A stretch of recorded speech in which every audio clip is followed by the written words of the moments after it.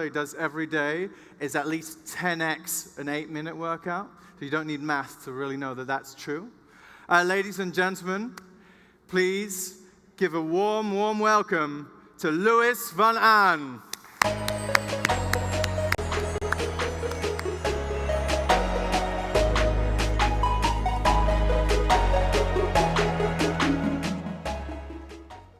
Hi, can you hear me? Good. Okay, let's see if this works. Good. Or not. Good. Okay, so I am from Guatemala. This is a public service announcement. That is where Guatemala is. And very importantly, this is not where they keep the prisoners. That is called Guantanamo, not the same.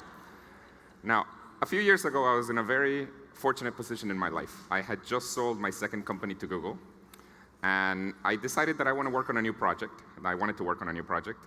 And I decided I wanted to work on a project related to education. Education has always been my passion. So I wanted to do something related to education. But my views on education are very related to where I'm from. I'm from Guatemala. And if you don't know anything about Guatemala, it's a very poor country. It's very representative of developing countries throughout the world. Now, a lot of people talk about education as something that brings equality to different social classes, but I always saw it as the complete opposite, as something that brings inequality to social classes. Because what happens especially in developing countries, is that people who have a lot of money can buy themselves the best education in the world. They can go study at Harvard, for example, and because they have such good education, they continue having a lot of money. Whereas people who don't have very much money barely learn how to read and write. And because of that, they can never make a lot of money. So education was this thing that created a divide between social classes. And I wanted to do something that would give equal access to education to everybody, regardless of how much money they had.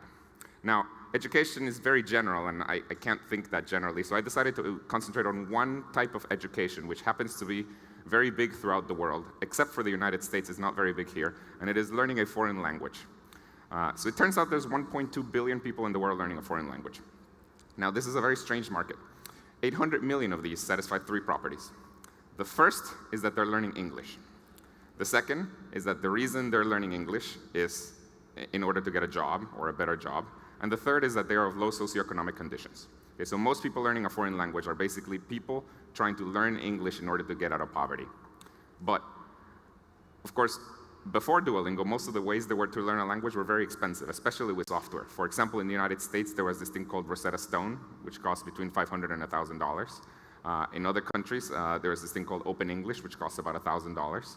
So the irony of it all is most people were trying to learn English to get out of poverty, but it seems you needed about $1,000 in order to get out of poverty. So this made no sense. So what I decided to do with my co-founder was to create Duolingo, and we launched it about 4 years ago. And the idea is that it's a completely 100% free way to learn a language. You can do it on the web or on apps or basically anywhere electronically, but it is 100% free. Now, since we've launched, Duolingo has now become the most popular way to learn languages in the world. It's also the most popular education app in iTunes and also Android. And there's a lot of really cool numbers. I mean, for example, there are more people learning languages on Duolingo in the US than there are people learning languages in the whole US public school system. Or here's another one. We teach a lot of languages. We teach the standard languages you would imagine, like German, French, Italian, Spanish, etc. But we also teach some smaller languages, like Irish. I actually didn't know Irish was a language. I thought they spoke English there, but it turns out Irish is a language. There's about 94,000 people who are native speakers of Irish. On Duolingo, we have over 1 million people learning Irish. So we can actually multiply the number of people that speak Irish by a factor of 10. There's a funny tidbit about this. On St. Patrick's Day, that number doubles and then the next day it goes back to normal. So it's very funny. Now, what makes me the proudest about Duolingo is there are entire countries where every public school that has access to the internet is using Duolingo to teach English to their students. And many of these are developing countries. For example, in Costa Rica and Colombia, this is the case. So on one side of the spectrum, students in public schools in very poor developing countries are using Duolingo to learn a language. On the other side of the spectrum, Bill Gates uses Duolingo to learn French. So to me, this is what makes me the proudest, the fact that the richest man in the world uses the same system as kids in public schools in developing countries. That means that, at least for this particular thing, more money cannot buy you a better educational system, which is exactly what I wanted to do. Now, why do people like Duolingo so much? So let me show you some of the things that people say about Duolingo. So there's this person, for example, who said in the past couple of days they learned more from Duolingo than in 4 years of high school. Now, I think that says more about high school than about Duolingo. I don't think Duolingo's all that good. Here's another good one. This was my mother. She likes it a lot. Now, one of the reasons that people like Duolingo so much is because we've spent a lot of effort. When we were starting Duolingo, we realized the hardest thing about learning a language, or learning anything by yourself, is keeping yourself motivated. So what we've done is we spent a lot of time making Duolingo feel as much as a game as possible. It's not exactly a game. We don't call it a game, but it really does feel a lot like a game while you're learning language. We made it as easy as possible as we can. So, for example, this is what the home screen for Duolingo looks like on iPhones. If you notice, the idea is that the language is split up into multiple units that we call skills. For example, food is a unit, and that's where we teach you all kinds of things about food. Or plurals is a unit, that's where we teach you how to pluralize. And the idea is that at the very beginning, only one of these skills is unlocked. And you have to complete it to unlock other skills. So there's this unlocking mechanism that is very motivating. Now, completing a skill, what it involves is basically doing a bunch of exercises, or very, very short exercises, each of which takes about 20 seconds, where the idea is that you get something and you have to do something. And you can always get it either right or wrong. So at no point on Duolingo are you reading anything about theory or grammar or anything. At all points, you're just doing stuff. So you're learning by doing. Now, each of these exercises, they have multiple modalities. I mean, some of them you have to translate between your native language and the language you're learning. In others, you have to kind of click on the picture that is related to the word. In other exercises, you have to speak to the app, and it tells you whether you said it correctly or not. And the idea is there's this progress bar at the top. And that one, whenever you get an exercise correct, it goes up. Whenever you get an exercise wrong, it goes down. And at the very beginning, that progress bar is empty, and the whole goal of the lesson is to fill up that progress bar. Now, it looks very simple, but it's actually, in the background, it's very sophisticated. For example, the amount that the progress bar goes up and down varies depending on the person and also the exercise. So we actually have a pretty good idea of how much each person knows while they've been using Duolingo, because we record everything that they've done. So we know every exercise that you've done on Duolingo, and every time you got something wrong, every time you got something right.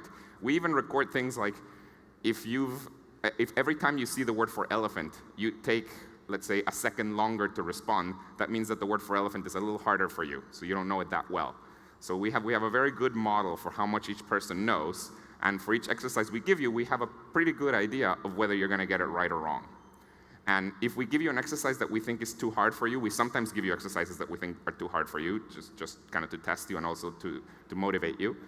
If we give you something that we think is a little too hard for you, and we think you're going to get it wrong, but you somehow manage to get it right, that progress bar goes up more because you're breaking our expectations. But conversely, if you get it wrong, this is an exercise that we anyways expected you to get wrong, the progress bar is not going to go down very much because we kind of expected you to get it wrong anyways. So we do a lot of things like that in the background where we keep a pretty sophisticated model of how much you know. Now, when we started Duolingo, I didn't know anything about how to teach languages. English is not my native language. I learned English. Then in high school, I unsuccessfully tried to learn French for a year. And so that was my experience of language teaching up until I started Duolingo. I was a computer scientist. My co-founder was also a computer scientist. So we were basically two computer scientists who didn't know anything about how to teach languages. So what we did is we started reading books about how to best teach languages. Literally, we read French for Dummies. We read a bunch of books. At some point, we found a book that was called something like The Best Method to Teach a Language. And it was a pretty thorough book. It had a whole method for how to teach a language, and it had a lot of scientific evidence proving that it really was the best method to learn a language. At that point, this was not a very popular book. We found it in some university library, and we thought, oh, we struck gold, because this is really the best method to learn a language. All we have to do is make an app related to this book, and that's it. That'll be the best app to teach a language. Unfortunately, after we kept on looking, we found other books that also claimed to be the best method to learn a language, which were completely different from the first one. And at that point, we thought, well, these methods to learn a language are a lot like diets, where they all claim are the best diet in the world, but they're completely contradictory to each other. And so we didn't know what to do, and we got confused. And we had very simple questions. We wanted to know things like, because we were engineers, we wanted to know things like, should you teach plurals before adjectives or adjectives before plurals? That's a very simple question, and it didn't seem like there was a right answer to this, or at least nobody knew it. So what we did is we launched what we could, and fortunately Duolingo started growing quite a bit. And after it grew enough, after we had enough users, we realized we were in a very unique position. We realized we could actually figure out the answer to many of these questions using our own users or using our own data. So, for example, nowadays, if we want to know whether we should teach plurals before adjectives or adjectives before plurals, we just do an experiment. So for the next 50,000 people that sign up to Duolingo, which takes about 6 hours to get 50,000 new users, in that time, what we do is, to half of them, at random, we teach them plurals before adjectives. To the other half, we teach them adjectives before plurals. And then we measure which ones learn better. And then once and for all, we will know, in our system, it turns out it is better to teach this before that. And we're doing that all the time. At any point in time, we're running about 30 to 50 of these A/B tests. And literally, Duolingo is getting better every week at teaching languages because we're experimenting with our users. That didn't sound so good, but that's what we're doing. Now, this happens to be, it worked very well. Somebody at the City University of New York did a study to figure out how good Duolingo is at teaching languages, and what they found is that if you use Duolingo for 34 hours, you learn the equivalent of one semester of a one-semester course in that language, which usually takes a lot more than 34 hours if you're actually doing the homework. So it's very successful. Now, a lot of people ask us about Duolingo. If you've ever used Duolingo, there's a lot of exercises, you get to speak to it, but a lot of people ask us about conversational practice. This is one of the most common requests we get, is something like the following. I would like to be paired up with somebody else who speaks, to teach me the language, maybe with some sort of video or something like that. And there's a version of this that is a very elegant idea that a lot of people have suggested. I am an English speaker learning Spanish. I would like to be paired up with a Spanish speaker learning English, and then we magically we'll be able to teach each other the language. And this is a very elegant idea, and this has been suggested a lot. And over the last 4 years, we've really tried to add this to Duolingo. We've had many different attempts at adding this. And every time we try to add it, we realize this really sounds like a good idea, but it turns out it doesn't work. And the biggest problem is that most people don't actually want to do this.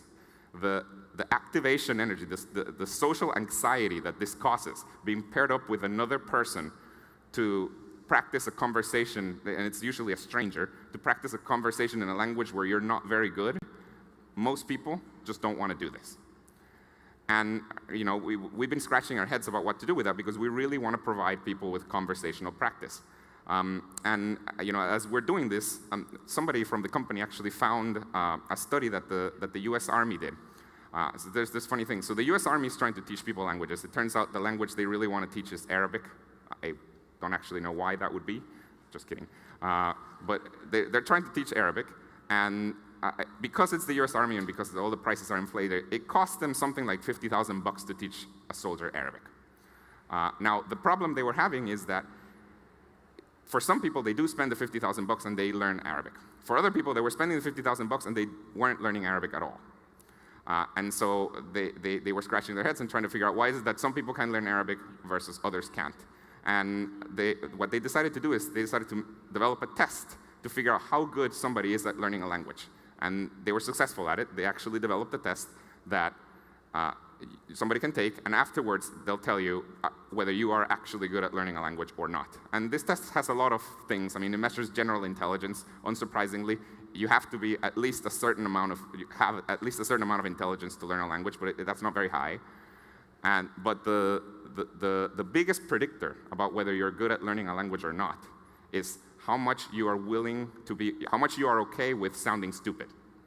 Turns out that if you're okay sounding stupid, you're very good at learning a language, whereas if you're not good at learning a language. And it's because the people who are okay sounding stupid have no trouble practicing. At the beginning, if you take somebody who is okay sounding stupid versus somebody who's not okay sounding stupid, the person who's okay sounding stupid will just start talking, whereas the other shyer person, like me, just won't, and they won't practice. And whereas the other person, at the beginning, both sound equally stupid, but the person who's getting the practice is just getting better and better and better.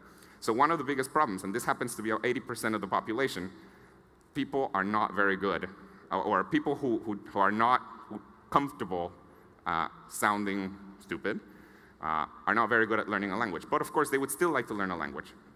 So once we realized that, it was that pairing people up was not a good thing, and most people didn't want to be paired up because they didn't want to sound stupid, we developed a technology that actually would let you practice conversation. And this is something that we launched about 2 or 3 months ago, and we launched a way to practice conversation, but when you're paired up not with another person, but with an artificial intelligence. So with Duolingo, we now have a way to teach language with bots. Okay, so we're developing chat bots, and the idea is that you'll be able to practice language with this without the social anxiety.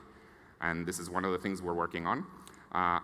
This is an interesting map. I like to show this map. We have users everywhere in the world. This is the most commonly learned language in every country in the world.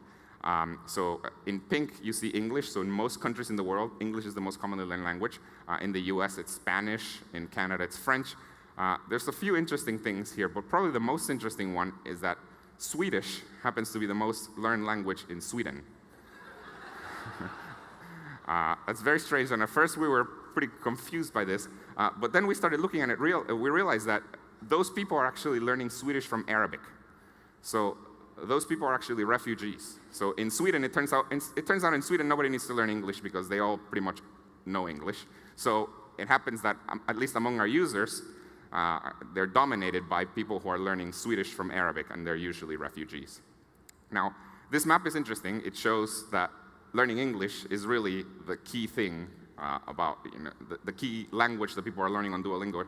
And a couple of years ago, we started getting an email from people learning English who said the following: "Thank you so much for teaching me English, but now I have a problem. I need a certificate that shows that I know English." So, and we started getting hundreds of these emails. And at some point, we decided to look into this. Why is it that so many people are asking for a certificate? And what we found was pretty crazy. If you live in the United States, you probably are completely unaware of this. But it turns out that about $10 billion a year are spent by people trying to prove that they know English. Not trying to learn English. They're just trying to get a certificate that shows that they know English. Now, why would you need such a certificate? For many reasons. For example, if you want to apply to come to the university here in the US, and you're from a non-English speaking country, you have to take a standardized test that proves that you know English. That test is called the TOEFL.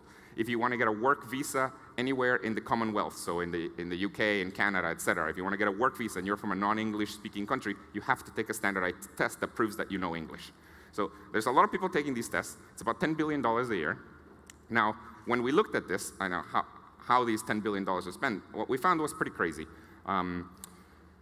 Most of this money is spent by basically people taking standardized tests. Now these tests, there's a few of them. One of them is called the TOEFL, one of them is called the IELTS, another one's called the Cambridge English Test. And they're all very similar to each other. They all cost about $250. In order to take them, you have to go to a specific testing center to take them, so to like a physical testing center. And because you have to go to a physical testing center, you usually have to make an appointment about 4 weeks in advance. And then after you take the test, it takes another 4 weeks to get your results. So basically, it's an 8-week process. You have to go somewhere to take the test, and you have to pay about $250. That's how people prove that they know English. Now, this sounds annoying because it actually is, but it's even worse because most of the people that are trying to do this are in developing countries. And there, that's a completely different story. $250, that's a month's salary. The physical testing center, they're not in every city. So if you don't happen to live in a big city, you have to travel to take the test. So this becomes very prohibitive. So what we did about a year and a half ago or so is we launched our own version of an English certificate called the Duolingo English Test, where the idea is that you can take a test from an app as opposed to having to go to a physical testing center, and it only costs $50 as opposed to $250. Now, the reason you have to go to a testing center to take a test is to prove that you're not cheating. So you have to prove that you are you and not your cousin who actually speaks English, and also that you didn't show up with like Google Translate. Now, how do we prevent cheating when you're taking a test from an app? The way we do it is we actually turn on the front-facing camera of the phone and also the microphone to record ambient noise, and then we have a real human watch you take the test so that we can prove that you are you and also that you're not cheating. So we've been doing this. Actually, developing the test was not that hard, but the hardest part is getting adoption. That is, we have to get organizations to recognize this as a standard for English language certification. And we've been doing this. So I'm happy to say that as of this year, a bunch of different US universities are starting to use this test as opposed to the test they were using in order to test their students. And some of these are pretty big name universities, so like Yale, UCLA, Northeastern, et cetera, are going to be using this test, which is much better. And that is, I think I've run out of time, but that is basically what I wanted to say. Thank you. Thank you so much, Lewis. Thank you. So before our next speaker, I have a short announcement. There's 3 tables in the business area where GitHub is teaching people how to code. So there's still some spots available if you're interested in that. It's going on right now in the business area to the left, I think. So now on to the next speaker. Thank you very much, Lewis. That was great. Our next speaker, she is not only creating momentum for her own company,